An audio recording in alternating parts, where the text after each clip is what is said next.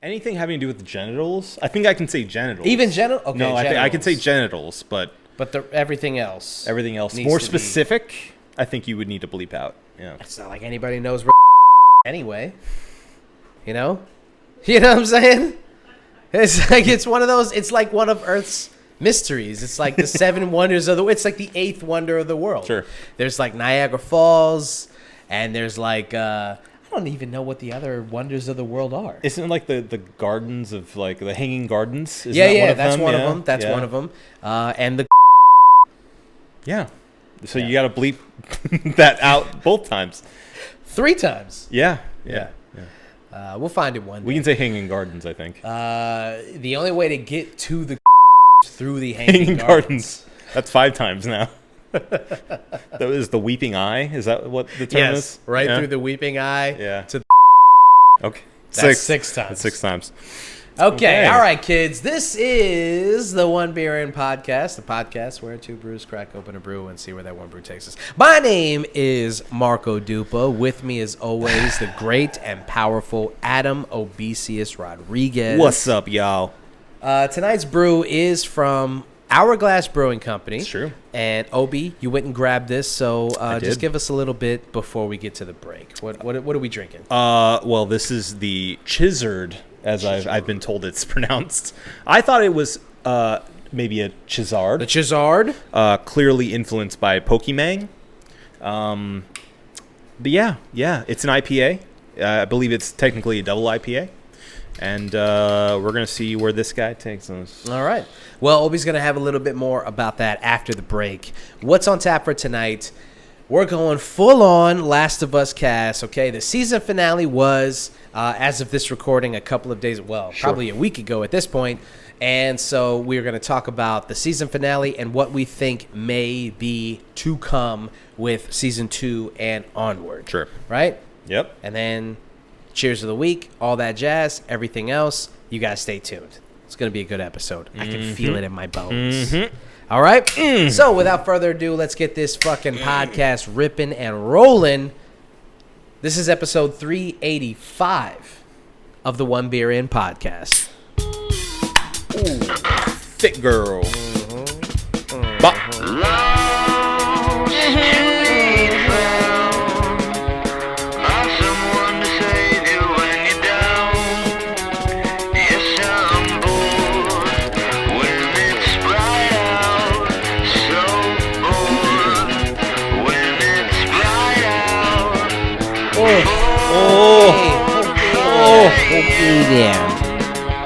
This is, as I said, the One Beer In podcast. The podcast where 2 brews crack open a brew and see where that one brew takes us.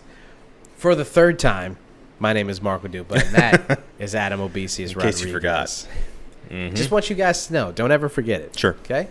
Tonight's brew, Hourglass Brewing Company, the Chizzard.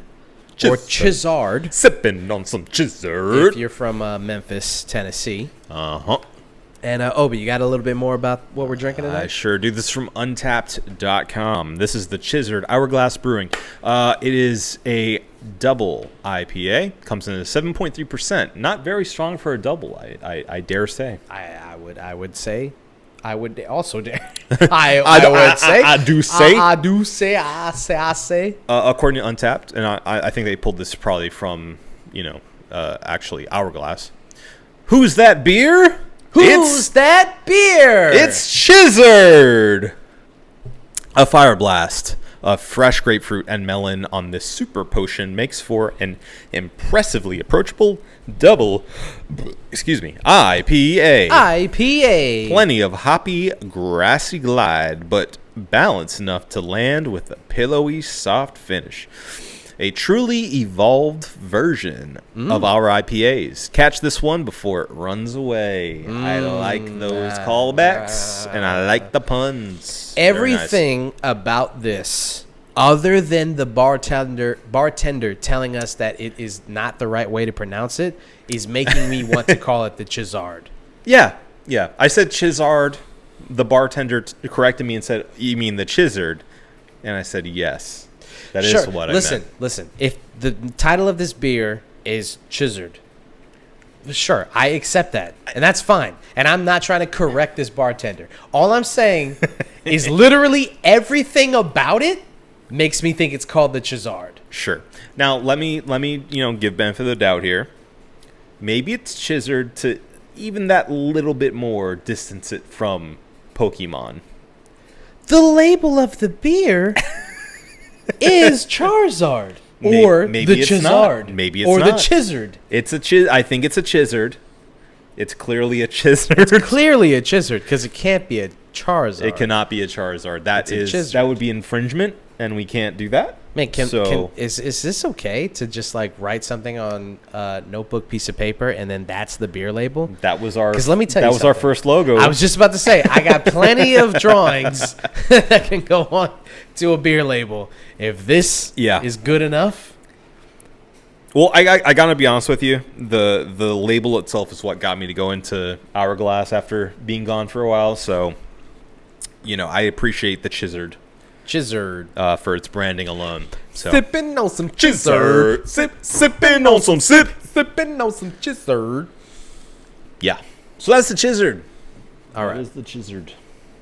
All right, let's just get right into it because you guys, if you've been keeping up with the podcast and if you've been keeping up with HBO's The Last of Us, you will know that every week we have done a recap of last week's episode. And since last week's episode was the season finale, we will recap the finale. And then we're going to talk about just what we think about the season as a whole and what we think is going to come in season 2 and onward. Sure. But we can't get through any of that until, Obi, you give us a synopsis and a recap of the season finale. I would love to. Hit us. Episode 9, the finale, is called Look for the Light. In this episode, we had a flashback that actually is new for everyone involved. This was not in the video game, but we see Anna, who is Ellie's mom, get bitten and kill the was that technically a clicker? I would say so, yeah. Okay. By the clicker. It was clicky enough the infected, at that point. The infected, as she's literally giving birth to Ellie. Then we see that Marlene finds Anna, and Anna makes her promise that she's going to take care of Ellie to make sure that she's safe. Not necessarily committing her to be her mom, but just to make sure that she survives and is cool. Now, Anna does lie about cutting the umbilical cord before she's bitten, which we can only assume is exactly the miracle that made for Ellie to be immune to the cordyceps fungus.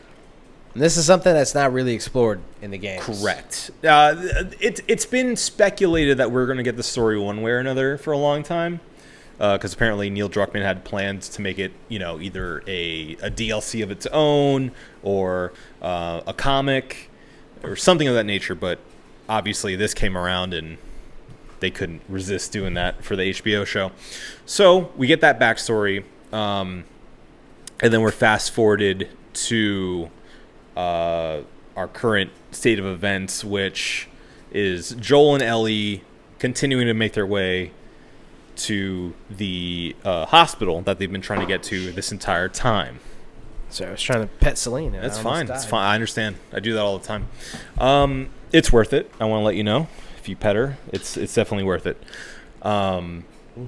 But along the way, you can tell Joel is kind of unsure about continuing this mission, and Ellie is kind of at times non-responsive, clearly off in her own, and it's understandable after where we left the story before then, where she was attacked by David. Yeah, we can tell that that's still affecting her. And, Joel is really trying to be on his dad game, express that, he's trying to think of the future with her, where it's, him finding a guitar and teaching her how to play guitar, which is a hint at part 2. Mm-hmm. And she's not really having it. She's not there. but then suddenly she's distracted, doesn't bring down the ladder for him. He freaks out, which this happens in the game as well. But he eventually catches up to her in this building, and they find giraffes, which is a major relief, I'd say, in the story, where you finally get to see Ellie take a breath of fresh air. We all get a breather. Yeah, we all get to take a breath. Yes, we all get yes. to take a deep breath from the tension of the story, because it's been very tense. And so that's actually where Joel tells her, like, hey, we can go back. Like, we can just go to Tommy's. We don't have to continue this trek to the hospital. And Ellie tells him, I mean, all the stuff that we've been through and that I've done and that I've been through has to be for something. So, let's finish this, and then I will go wherever you want to go after that. And, we have this very touching scene on top of that where something, I don't remember the exact line, but along the lines of, Joel talks about his scar and saying, it wasn't somebody else. The guy who shot at me was me. I tried to kill myself after I lost my daughter. And actually, I guess I should say unalive myself, since we're on YouTube.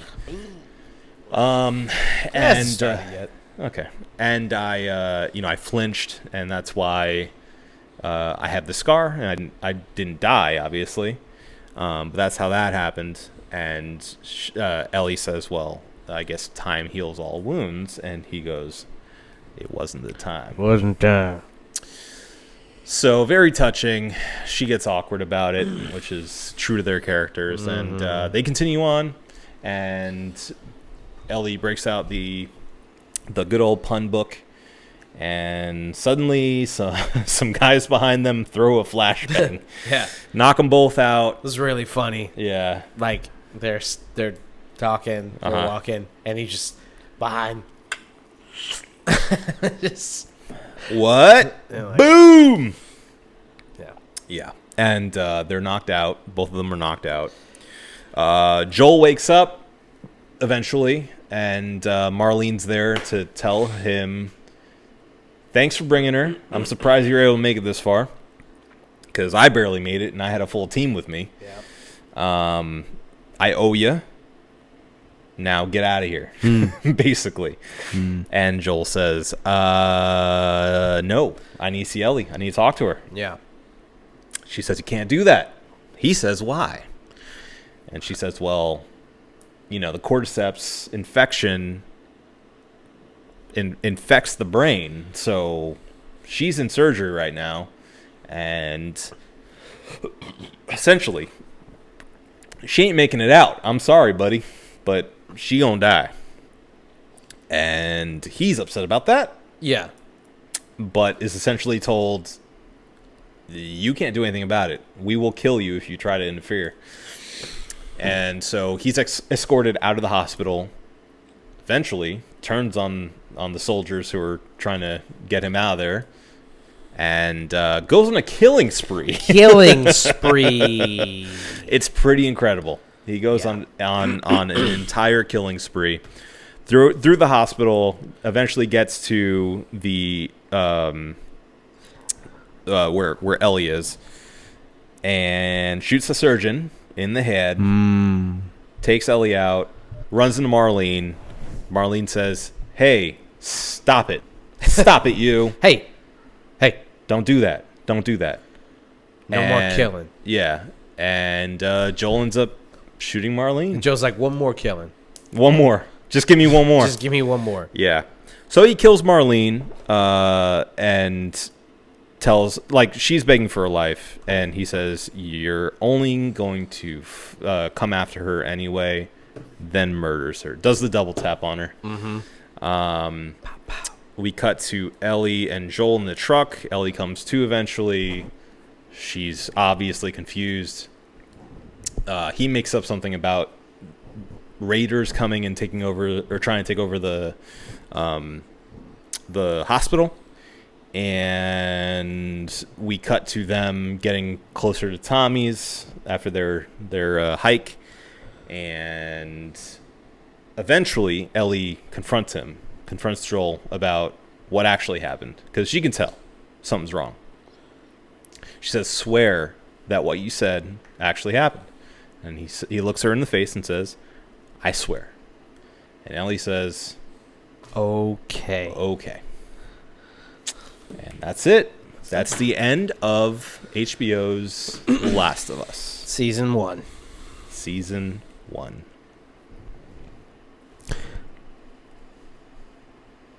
So do we talk first? Do we talk about just like the episode itself, and then its implications?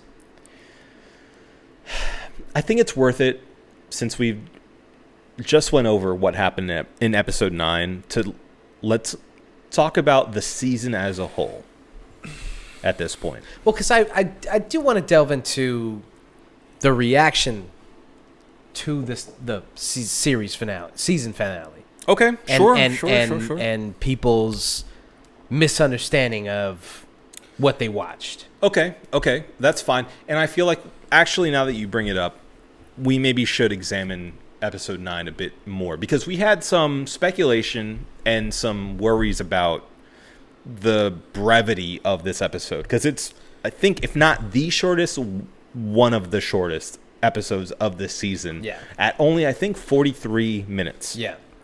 So I was definitely worried getting started with this episode, especially with the stuff of Anna beforehand. Mm-hmm. How they're going to pack in not only new information, but also the full conclusion of this story and really land it. Yeah. And for me, they did that. They found a way to land the ship in that short amount of time. Yeah. I think it worked, personally. Yeah. What do you think? I think that the episode should have been about an hour long. I think that 15 more minutes to kind of really drive home the points that they were trying to do. Yeah. With the Fireflies, with Marlene, with the devastation that he wreaks upon the hospital, and then the final shot of them making it to Tommy's, and her realization that the only person that she's trusted, basically, in her life, also lied to her. Yeah. She knows it. She can feel it in her stomach. All of that, I think, could have been deserved, I'd say, about 15 more minutes of screen time. I mean, I think that they do what they set out to do in 43 minutes. But if you give them 15 more minutes, I think they could have done it better. What do you think they could have done more? Specifically, like where could they have filled in some gaps for you? I really felt like after they got to the hospital that, and so this is cheating for my part, because I played the game, so I know what's coming, right? Yeah, we should say we're coming from a place of having played both games. Mm-hmm.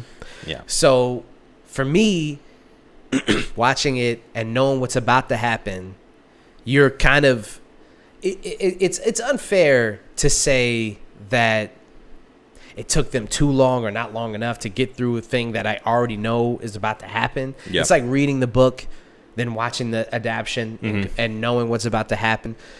So from that perspective, once you figure out that Marlene is the one who, you know, it's her team, the Fireflies, who threw the flashbang, and she's prepped for surgery and stuff. From that point, there's more, I think, that could have been done. That from that point forward could have been extended a little bit longer to kind of linger on some things. I feel like it was a little rushed from the moment he's ushered out to the moment that he's back in there killing everybody. Yeah. All of that could have been just kind of, I guess, dealt with a little bit longer to kind of really drive the point home. Yeah. So yeah, I don't disagree with that. I will say, for what they did, the brevity of that scene put me more on edge. As soon as he woke up and was presented with those facts, given the knowledge that I had of the game, I was like, uh-oh. Yeah.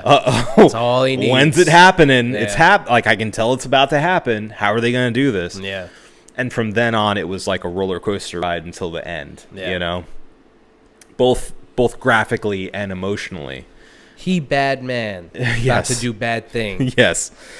Now, I do side with your comment there about it may have been nice to have what we've had all season that I've spoken on, kind of being my favorite thing about the show is that it's an additive thing to the Last of Us storyline that we already know. Mm-hmm. It would have been nice to have been given a bit more at this point, because we get light spoilers for the second game. We're given more insight into that scene from the Firefly's perspective. Yeah. But it would have been nice to have at least a seed planted now to give them a bit more humanity and understanding as to why Marlene is doing this and has made the mental math to say, yeah, I made this promise to Anna, but we got to do this for the greater good. The greater The good. greater good. The greater good. I think that would have helped to balance it out a little bit more, because I feel like the way that they presented it was Joel's answer was the only correct answer. Emotionally speaking, at least. You can think of it logically and obviously come to your own conclusions. But I think the way they present it is Joel is in the moral right place. Emotionally.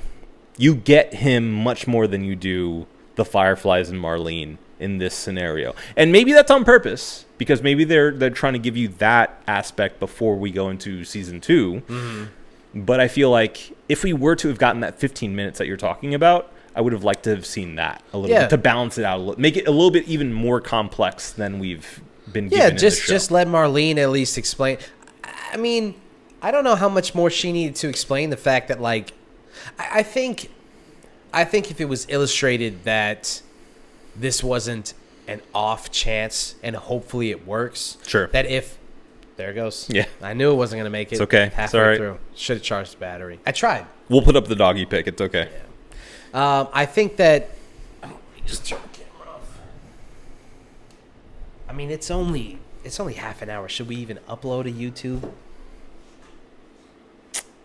It'll be good for a picture. We'll fool them. We'll fool you guys on YouTube to thinking that we have a full video. Yeah. You And fools. Once you get to this halfway part, you're like, wait a minute. There's There's no video at all. There's just a picture of a dog. Anyway. Yeah. I think that they could have spent like 15 minutes, like, yes, focusing on, or driving the point home that this isn't just some experiment, and that they're hoping that this works, but that they know that they can get this to work, and that she is humanity's last hope. I guess as it stands, it seems like they're hoping that this works, and they're going to kill her in the hopes that it works. This is their best chance. Yeah. Yeah.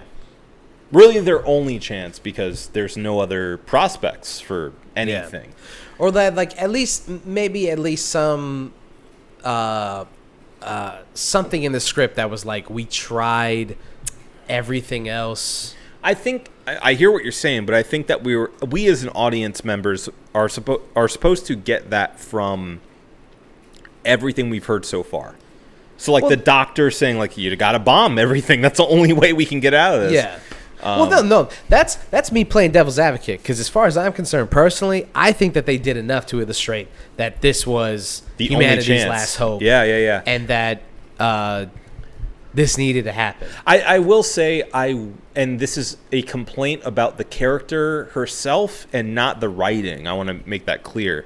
I wish Marlene could have had some kind of empathy for Joel and realizing that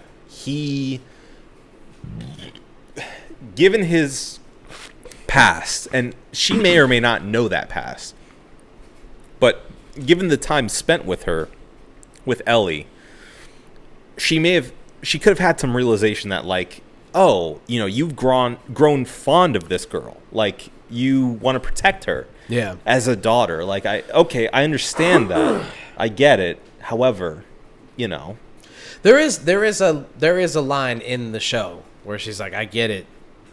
Like, I've known her since birth. So I understand. Yeah. No, she says, I'm the only one who gets it. Yeah. You know, like, I know better than you because I was there when she was born. Yeah. You know. That's true, but at the same time, she doesn't show that compassionately at all. You know? No, it really does feel like she's ready to, like, Ellie's life doesn't really matter. Which I think is purposeful because, again, neither Joel nor Marlene give her the choice, and that's a major thing within the storyline. Yeah. So if this could have all been resolved, if they just asked her what she wanted to do, if they brought them to Joel and Ellie in the same room, they both wake up and they go, "Look, this is the deal. Yeah, you know, we got to operate on you. You know, it's gonna cost you your life. We don't want to make any allusions to the contrary, but." Let them say their final goodbyes. You could save humanity if you make the sacrifice. Yeah. Well, it's not like it was a time-sensitive issue, right? Like, where's that doctor going to go? Yeah. Like, does he have other appointments? Like, right. what's the deal? He's got nothing else going on, right? I think his 10 o'clock is pretty wide open, right? So now my counter to my own argument here is that they didn't want to even give the option because this is such a dire situation. They're so desperate. They didn't even think that she would make it, you know?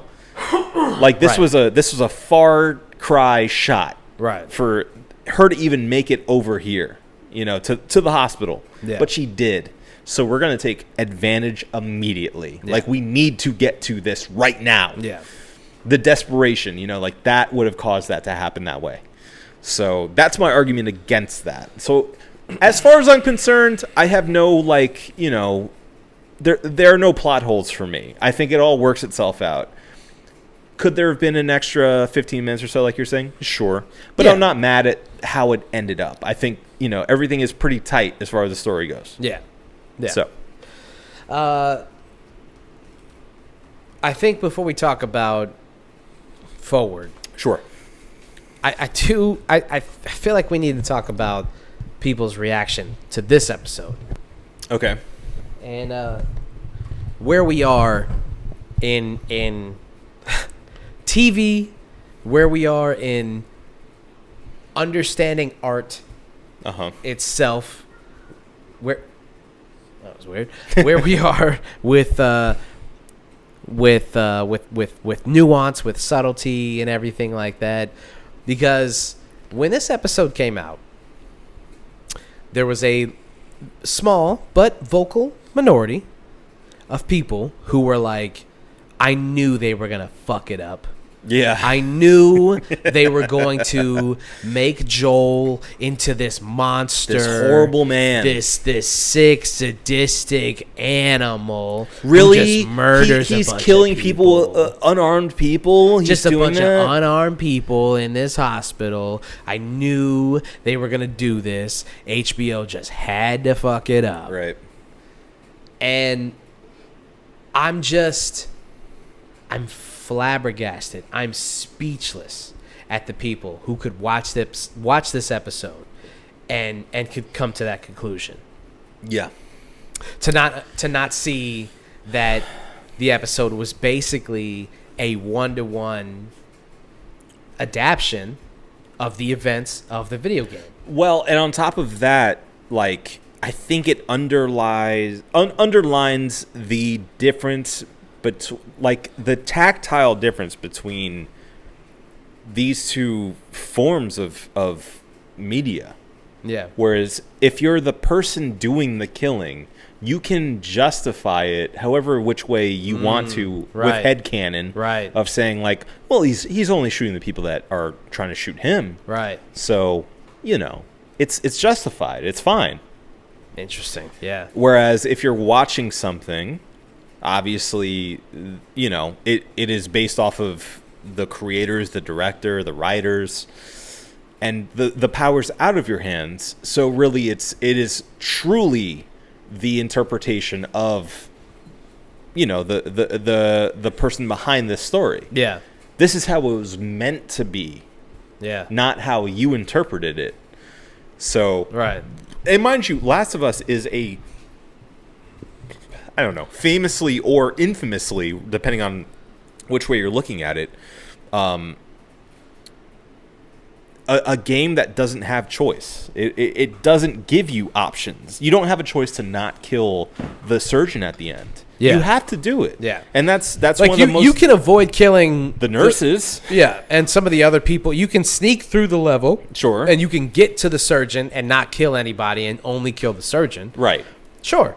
But that's not really the way it's meant to be played. And not only is it not meant to be played that way, but in the grand scheme of things, that doesn't make a difference. No, it doesn't. No, and whether you kill everyone in that building or just the surgeon, you are crushing humanity's hope at a cure for your own selfish reasons. Sure. And you are forced to do that because Neil Druckmann and the writers decided that that's the way the story was going to go. Yes.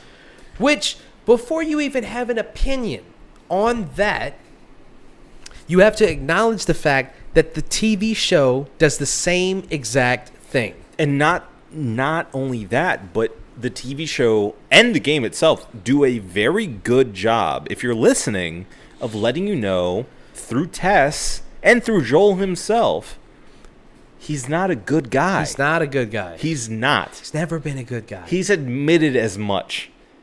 Multiple times. In the 20 years that we have not seen him, he would have been seen as the villain in any other story. And in 9 episodes where we do see him, he's pretty much the villain in every other context other than the main narrative, which is you are introduced to Ellie and him protecting Ellie. Yes. Everything else that we've heard about him is that he is a piece of shit. Right. That is like if you were introduced to an uncle that you didn't know, and that uncle was tasked with getting you to your mother across the country. Right. But he was a war criminal as well. Right. But you don't know that yet. Yeah.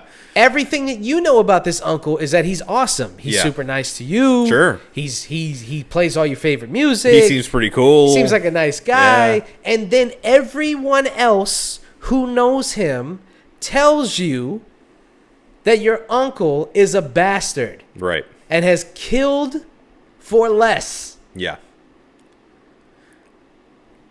Everyone who is upset with HBO's The Last of Us is for some reason taking the perspective of Ellie and saying, why are we mad at Joel? He was only protecting his surrogate daughter. And it's like, Doug, both of those things can be true. Sure. He can be a piece of shit and also be protecting Ellie. Well, and you're missing the most important part of The Last of Us is that there are no good or bad guys. They're all a mixture of both. Right. You know, like that's what makes it so complicated. I understand people's like desire to make it more simple than that, but it's not. And it is specifically made to not be that easy for you as a viewer or player. What I'm just really surprised at the reaction from some people on the internet who pride themselves on people who like understand video games and understand the art of storytelling. Yeah. I think I would even go so far as to say that some of these people, not all of them, but some of these people would pride themselves on being people who understand the nuance of these stories better than, say, the quote-unquote normal person. Yeah. I'm just really surprised to see them all misunderstand it so, like, whiff on it so bad. Like, it's crazy. I have a theory, if you'll sit with me for a second. Let's do it. You and dear viewer. I think a lot of these people, a lot of them are the same people who really ragged on part 2. The same people who did not like how, and I'm gonna go spoiler free for now. Spoiler free. Yeah. Spoiler free. The people who did not like the main plot twist of part 2, I think they have a major issue with that because of those same arguments, which is like, you know, Joel is the hero of the story. You can't treat him as anything other than such, you know? Like he's the John Wayne, you know, like he is like he's the John McClane. Yeah. He's other Johns who are, you know, the heroes of stories. All the other Johns, yeah. You know? He's the John He's the John Lennon. No, wait, hold on. Depends. He's the John Wayne Gacy. He's the John Bonham. He's the John Bonham. He's the John Bonham of the story. John Bonham of the story. Yeah. Yeah, we've gone off track here. But you know what I'm saying? You know what I'm saying? Yeah. Like I feel like it is the same people who are like, this is my perspective on the story. If you make him out to be anything but the core Bon Jones, the core John Jones the of the story, Bones Jones of the story, we're gonna have an issue, and that's what they do. I'm not gonna say how, but they make it very clear that he's not, you know, this infallible guy. I mean, I don't know how clearer Neil and company need to be that Joel is not a good dude, and that I mean, I guess because we are with him for so long that we feel like he deserves redemption because he's only good because he does a good thing in this story. He does the one good thing. Yeah. And he barely does the one good thing. I mean, he gets her across the country, and it's arguable that he does a good thing though, right, by the end of it, right, because he like, from a lot of perspectives, ruins humanity. Yeah. Like he damns humanity. Honestly, dog, take this story from literally anyone else's perspective. Yeah. That's not Joel's. Yeah, he's Hitler. And he's he's done literally an atrocity to humanity. I mean, from Ellie's perspective, she broke her trust. Yeah. He like, and that's what I would like to ask some of these people who are like, he did what he needed to do. He was protecting his daughter. What about what she has to say about it? What about her autonomy? Sure. What about what she wanted out of this? What about her? She made it very clear before they got to the hospital that this all has to be for something. Yes. And she felt very clearly that her life needed to mean something. Right. And if it meant giving her life, to her, that was worth it. Sure. So you get to come in and decide, no. I feel like you need to live. Right. I feel like this needs to go a different way because this is how I feel about it. Right. And that's why Marlene threw that right in his face. And I'm glad that she did. Yeah. Because it was like, he has nothing to say to that. No. He has no defense to that at all. Because it's true. You know, like he told her, you can't make that decision for her. Yeah. And then she said, you can't either.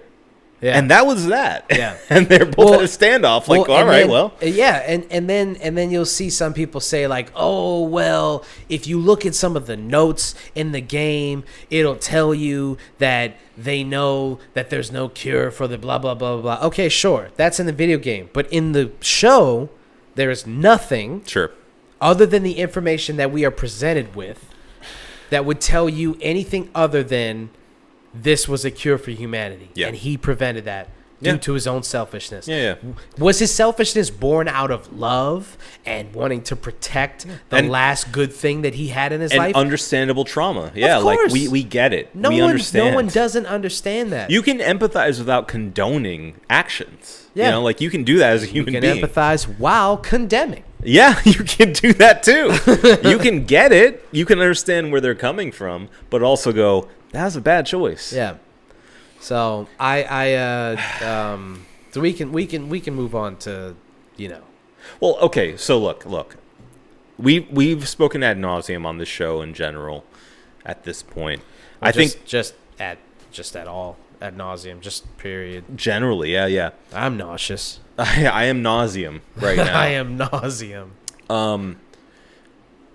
What would we rate this out of 6 bottle caps? This show. The show? The show overall.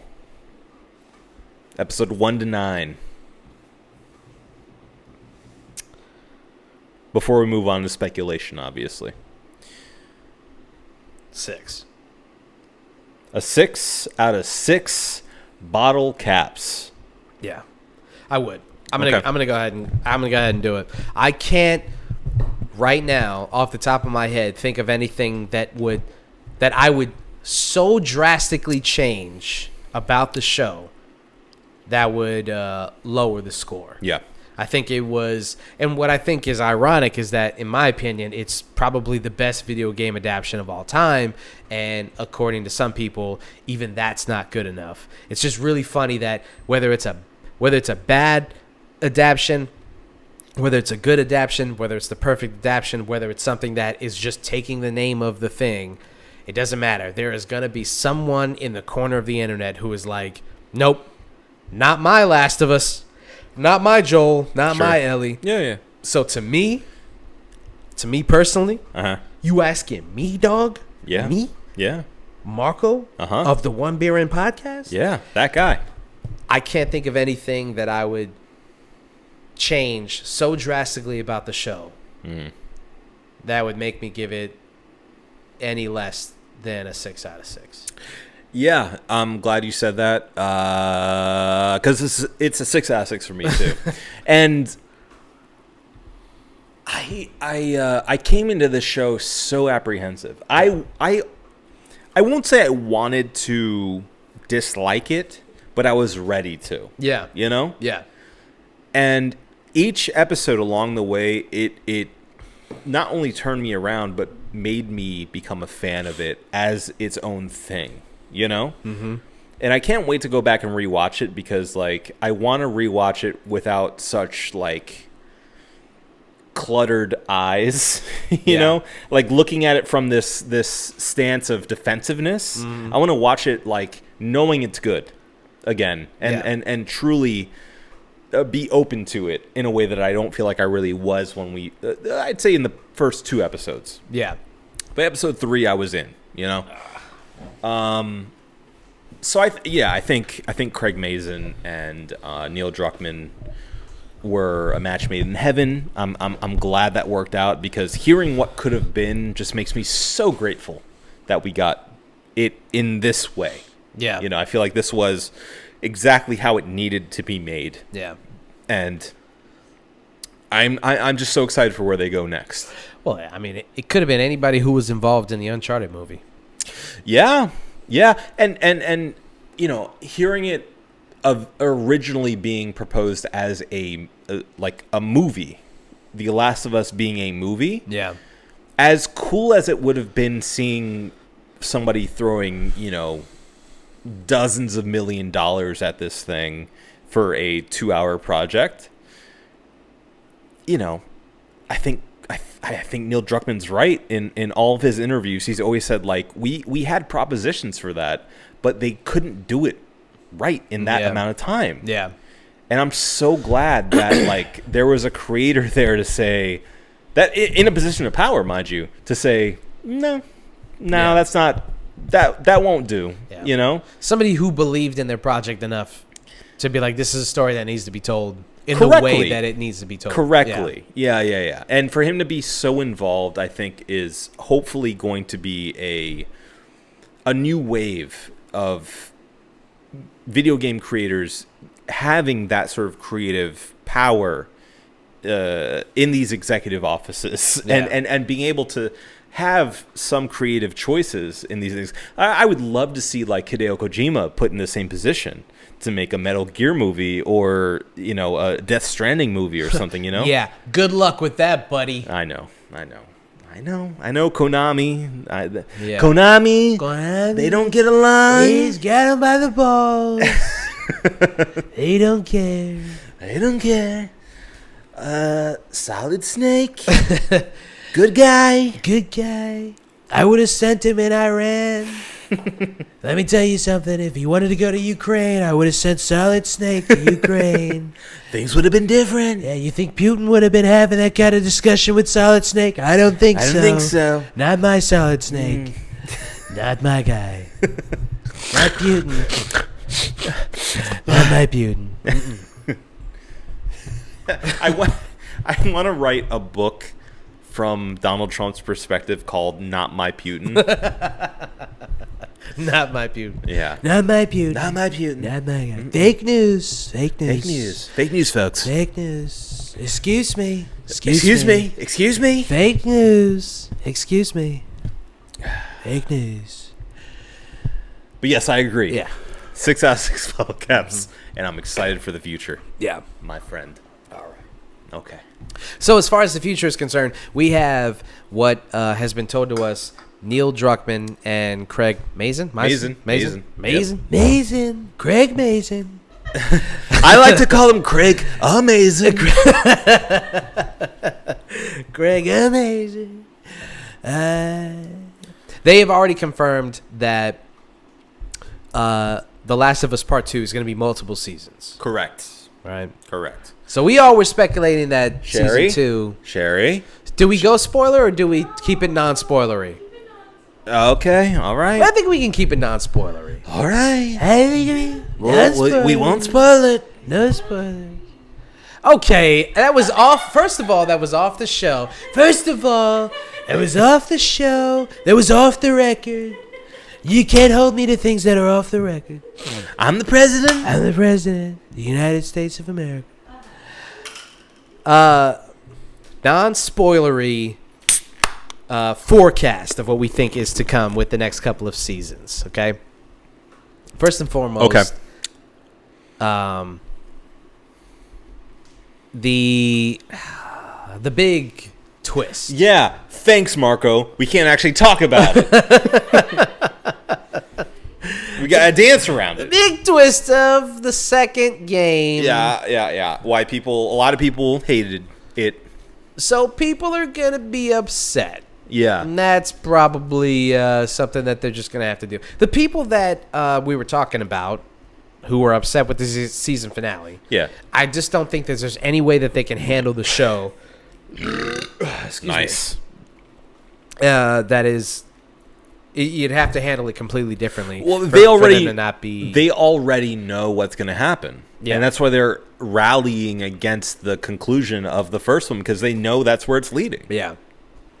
It is what it is. It is what it is. It is what it is. It do what it do. So I'm just wondering, because I think that you could theoretically handle the events of the second game with 2 seasons, right? Yeah. Oh, for one sure. Season from one person's perspective, one season from the other person's perspective. We talked about how long the second game was. It's a long ass game. It genuinely feels like double the amount of the first game, so it makes perfect sense. It makes perfect sense for them to cut that in half. Yeah.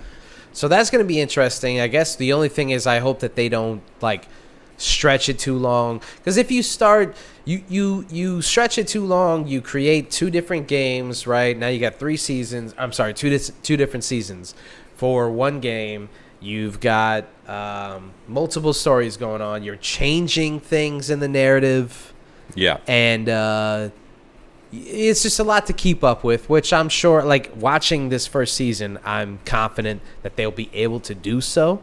Mm-hmm. Just don't want them to get too far into the weeds where they're now it's just another zombie show where, because that's the beauty. The second game, more so than the first game, yeah, is really about the horrors of man, right? Yes. The second game, I think, illustrates, or really, I guess I should say, drives that point home further than the first game.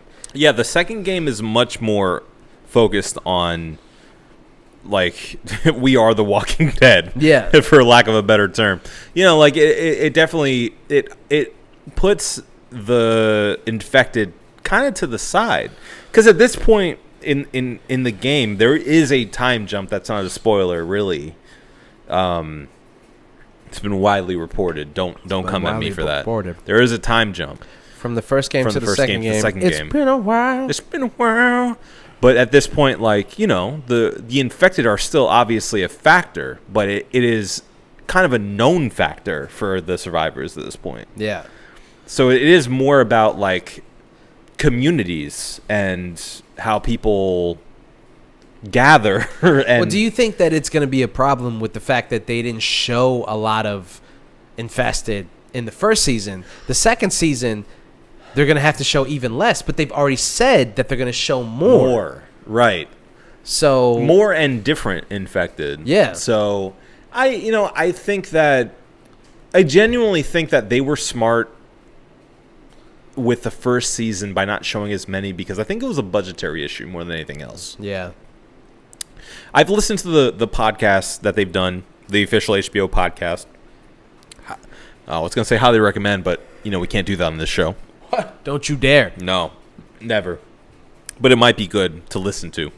We'll never know. As a companion piece, I wouldn't know. Never know. I wouldn't know. I would never listen to such a thing. I would never listen to any other podcast. Nope. Personally. Nope. But that being said, you know, I think that they were just really smart with their budget, but I think they're expecting to get a bigger budget for season 2 because season 1 was, fortunately, such a smash hit. So, you know, I think they're being allowed a larger budget, which means a bigger scope, which means, you know, more budget for makeup and people to dress up as the infected and do some weird stuff. Play some dress up, have a good time. Do some weird stuff. Yeah, you know, just to get weird. No, I mean like that girl that went backwards into the car that one time that freaked everyone out. Yeah, that was weird. Oof. That was weird. Nobody liked that. Nobody liked that. That was good. That was really good. Great. Man, it was so good. That's what I'm saying, though, is like the way that they have dealt with the infected so far has just made me so happy that I can't wait to see what they do with even more. Yeah. And the promise that they're going to do more infected. More bloaters. Let's go. There's got to be some of the stalkers. More stalkers. Yeah, my we need God. the stalkers. Yeah, Let's get some stalkers in there. Some motherfucking stalkers in there, dog. And just maybe more than one clicker at a time, you know? Yeah. Like a full on, you know, like a scene where you have to kill like a horde. Give me 3 clickers at a time. Well, there was a threat of the horde. There was a threat of a horde. A couple of times. No, they came in. They came in to kill what's her name? Tess. Yeah, but I mean, once they killed Tess, they got out of the building, and it's like, what did they just stop because they got into the building and killed Tess? They were like done. They blew up. What are you talking about? Oh, right, that's right. They did blow up. But did that kill all of them? Yeah. All right. It did. All right. She waited a really long time. Yeah, she did. Yeah, she had to make out with one. She did. Gross. That was hot. I mean, that was gross. Yeah. I hated that. Didn't like that at all. Anyway, all right. Yeah. So, you know, I have high hopes for a living. Okay.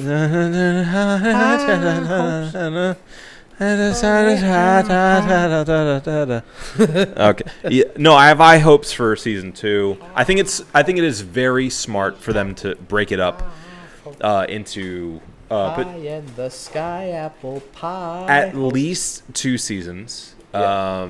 They're only promised 1 more season, but I guarantee with the amount of praise season 1 has gotten, the amount of views that season 1 has gotten, they're going to get that. I mean, it's HBO. Yeah. And HBO, home box office. Even when they don't, even when their show's not a success, it doesn't matter. Yeah. Because they'll let the show go for like 10 seasons. Sure. Well, at least it's not Netflix. Yeah. They just canceled some show. Yeah. After 1 season. Disney Plus just canceled, what was that show with, Willow. Yeah. Yep. Thank you, because I had to get too. I know.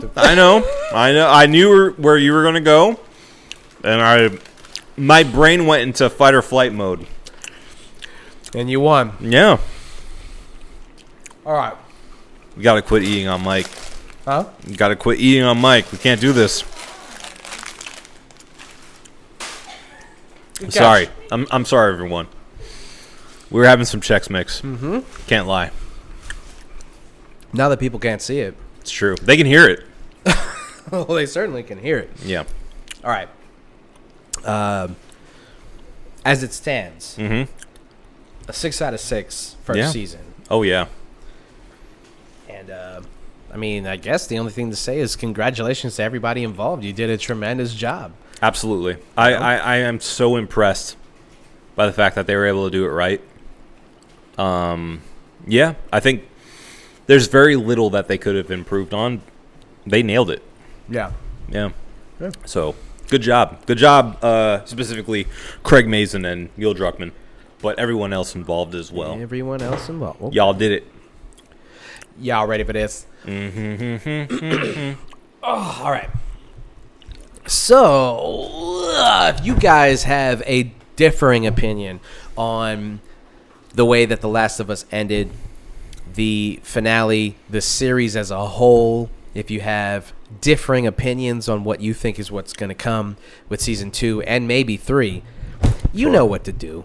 Comment on the YouTube page or send us a message on Instagram or comment on the Instagram. Make your voice heard. On the YouTube. Yeah. Leave a comment. Yeah. Let us know. But otherwise, all we can do is move forward with this show. And what we do here is the cheers of the week. So, cheers of the week. Obi, what do you think, my friend? What's your cheers going to? My cheers goes to the Rocky series. Cheers.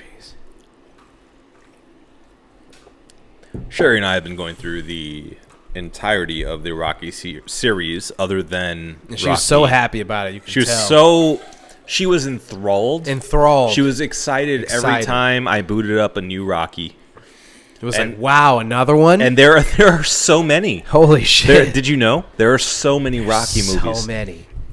They just kept making them. And, I got to say, the series gets a bad rap, I feel. Yeah. It's known as a classic, but it's known as as a dumb classic. Like a funny, like a silly, like a tongue-in-cheek, ironic classic of yesteryear. I don't think it deserves that.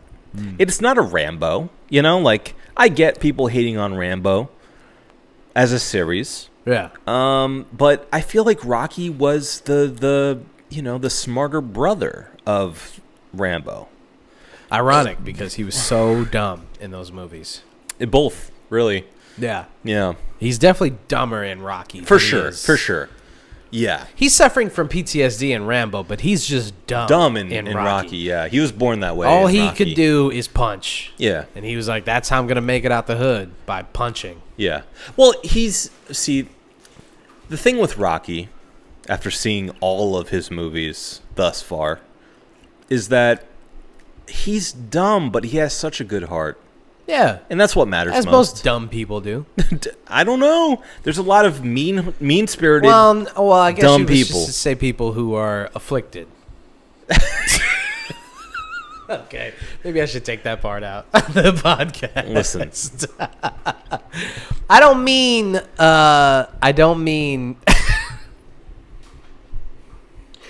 the term is touched. Touched. Yeah. Touched. Yeah. I mean, there is a certain level of intelligence or lack of intelligence from a person who just grows up being a mean, bad person. Sure. To a person who is a simple person. Yes. Who views the world in very black and white terms, like be nice to people. But here's the thing. Rocky in the entire series proves that he's got more going on than you think. He's actually more intelligent than he puts on. He's more in touch emotionally than anyone else on the screen at the time. Right. He's the emotional heart of all of his movies. And that's something I didn't realize as a kid, because when you're watching it as a kid, it's like, oh, it's like an action movie. Like, you're watching it for the fight scenes. Yeah. And you only get, like, the surface level of it. But I feel like watching it as an adult is a different experience, and I'm glad that I did that. Yeah. Because the movies are, like, the further along you go, the more cheesy they get, obviously. But it's like, it's good cheese. Yeah. It's like a Gruyere, you know? Yeah. Like Gouda. It's a Gouda. It's a very good Gouda. Yeah. You know, it's like an aged Swiss, if you will. Yeah. It is, you know, a lot of people point to, like, Stranger Things as, like, a nostalgia kick for the 80s. Yeah. But go back and watch the Rocky series, and you get the best of that, like, cheesy 80s, like, pump up stuff that you need. And personally, one of the first vinyl records I ever played, I vividly remember this, other than Thriller, was the Rocky 3 soundtrack. My parents had that on vinyl. That's crazy. I remember as a kid, like, starting up Eye of the Tiger, putting the needle down and listening to it as it came down. And then, like, putting my little finger on top of the record to slow it down a little bit, and it went, Eye of the Tiger. And I was like, this is the coolest thing ever. And that's where my, you know, my vinyl fascination began.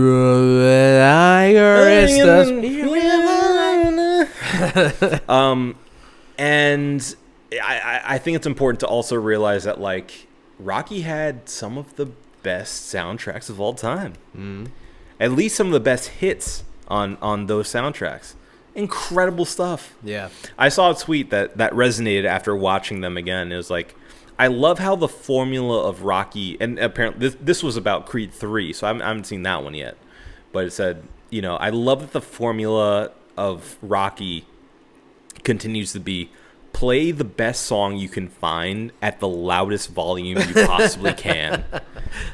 And that happens in every single Rocky movie. Yeah. And it's great. It doesn't get old. Like, it's just so good. Yeah. I mean, I wonder what the training montage song is in Creed 3. Apparently there is one, and I don't want, like, that's a spoiler for me right now. Right. Like, I'm waiting to see it. Yeah. In a theater, so I can just, like, be engulfed in it. Yeah, I honestly, I don't even have a good guess of what it could be. Yeah.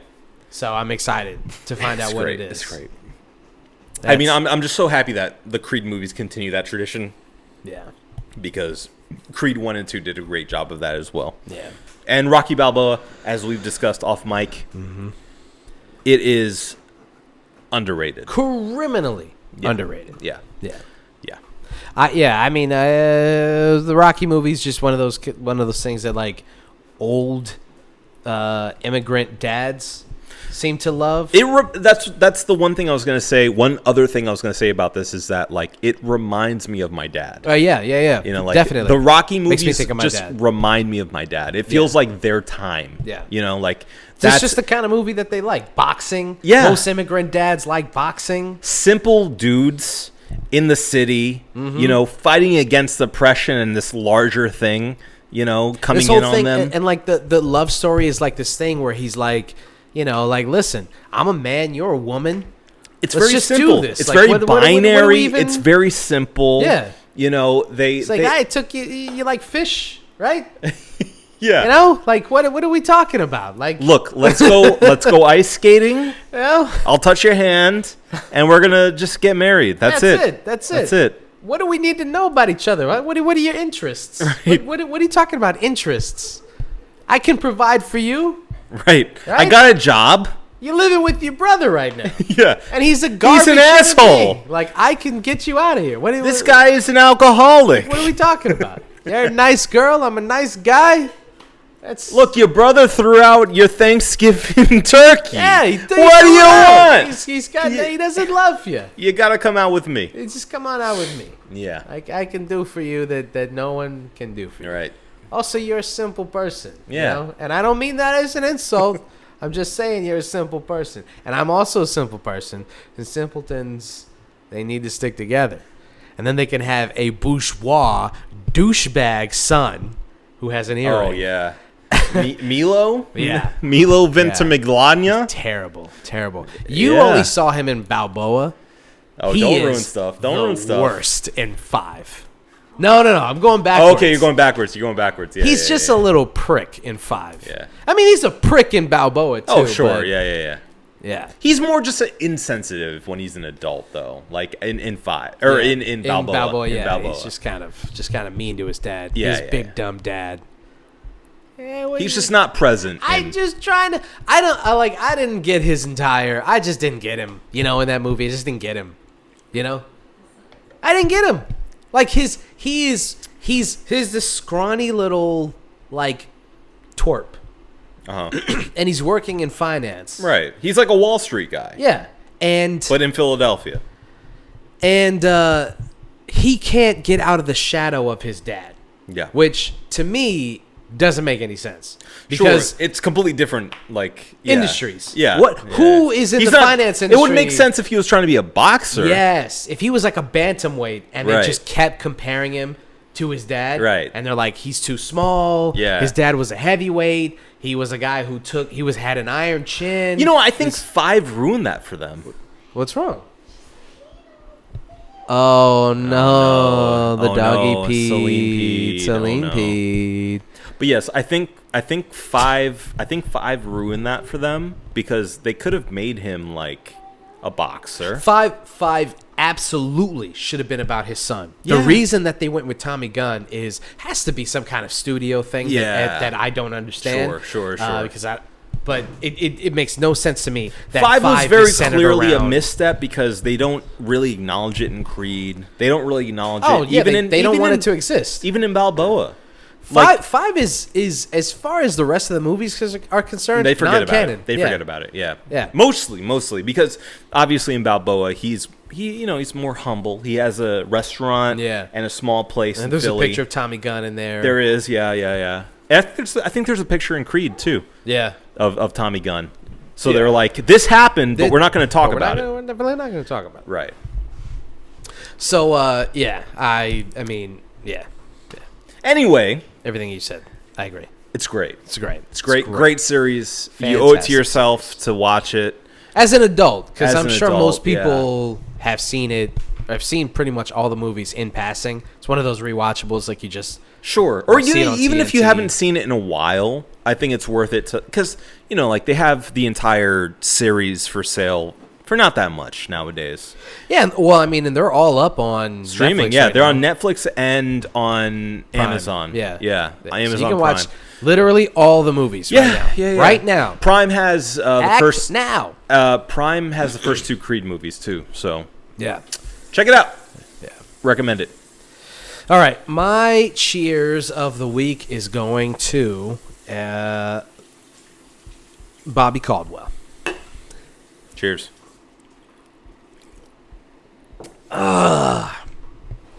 Hate to be that guy, but I'm going to be that guy. Okay. I'm not going to gatekeep Bobby Caldwell as an artist because most people, he's beloved by the people who know who he is. Did you know he's white? I didn't until the other day, and I saw a video of. No, I knew he was white. Yeah. And my mom is the one who introduced my family really to Bobby Caldwell. What You Won't Do for Love, and not just What You Won't Do for Love. Yeah. But Bobby Caldwell as an artist. She had the album What You Won't Do for Love, and she had Cat in the Hat. Nice. 2 of his biggest albums. He, I mean, obviously What You Won't Do for Love is like his smash hit. It's the one song. He is, I mean, for all intents and purposes, a one-hit wonder when it comes to like never being able to reach the level of success that What You Won't Do for Love hit. Prominent songwriter though. he made some hits for a lot of other people. Yes, too. very much so. Yeah. And not for nothing, but tremendously successful overseas. Like in Japan and in other countries, he was still like rocking #1 hit singles. Like he was crushing it everywhere but here, which is so funny. Hey, if it got him a paycheck, I'm not hating on it. I wouldn't give a fuck, dude. If you told me that you were selling out in Istanbul, I would go tour in Istanbul. Yeah. Like I don't give a fuck. Who likes me? And I mean, he passed away as of this recording today, actually. Yeah. 71 years old. A long-standing illness. Everybody, I think, knows What You Won't Do for Love. I mean, it's an amazing song. I would venture to say a perfect R&B song. It's incredible. It's just, yeah. But what I would ask you guys to do is to go and listen to the album What You Won't Do for Love, listen to Cat in the Hat, and listen to some of his other earlier stuff, and recognize how good Bobby Caldwell actually was as a singer and as a songwriter. Because there's some stuff, especially on Cat in the Hat. I would argue that Cat in the Hat is better than What You Won't Do for Love. I think it has more songs. It has a better track listing. I think song for song, it's better than What You Won't Do for Love. And I think that I don't want to, like I said, I don't want to gatekeep him as an artist, but I also don't want people to just start coming out the woodwork talking about how much they love Bobby Caldwell, unless you really go in and you do the research and you listen to the man, you listen to the songs, you appreciate what he did, because I really think that he's an incredible songwriter. Yeah. And interesting, he was apparently raised in Miami. Didn't know that. Yeah. That's pretty awesome. He recorded his self-titled and then turned it into What You Won't Do for Love album in Hialeah. Yeah. Interesting. Damn. It's like right down the street, honestly. It's Florida boy. Yeah. Wild. Interesting. Very, very interesting. He was incredible. I loved him every day of my life. I am very, very, very sad that he passed away. One of the only songs that I sang at karaoke. So I just wanted to give him his flowers because he deserved them. I love you, Bobby Caldwell. Amen. And yeah, so that's my cheers. Very good. All right. Before we get out of here, we got to talk about these brewskis, my brother. Let's do it. So, from the Hourglass Brewing Company, it's the Chizzard. Sipping on some Chizzard. It's their double IPA, double dry hopped IPA. Obi, what'd you think? It's a 4 for me. 4 for me. I'll say that because when I hear double IPA, I want something a bit sweeter, a little bit stronger. I do like the flavor. And I would get this again, but I feel like it could have been...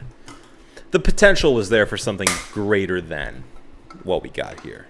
Yeah. I think that... I don't want to shit on this beer too much, but I just kind of feel... I agree with you that, like, there's a little left to be desired for this beer. And also that, like...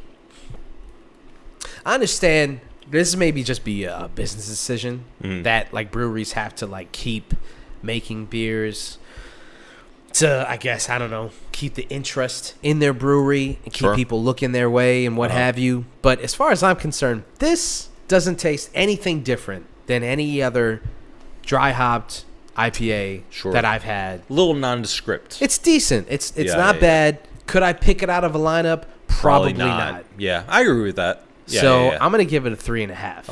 Okay. Yeah, I respect it. It's not bad. I would drink it if somebody just. I'm drinking it now.